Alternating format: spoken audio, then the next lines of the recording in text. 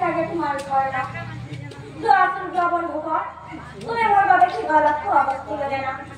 বহুদিন হ'ল মই দুপৰীয়া যোৱা নাই জানা আৰু বহুদিন হ'ল মই একো খাবও পোৱা নাই তুমি ঘৰৰ ভিতৰৰ পৰা কিবা অলপ খোৱা বস্তু লৈ আনা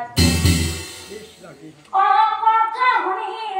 অতি চদৰ বেয়া লাগি যায়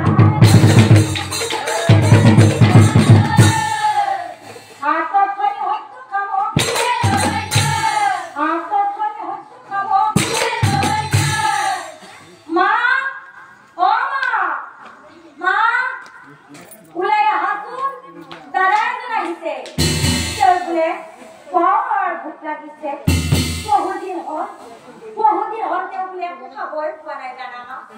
আৰু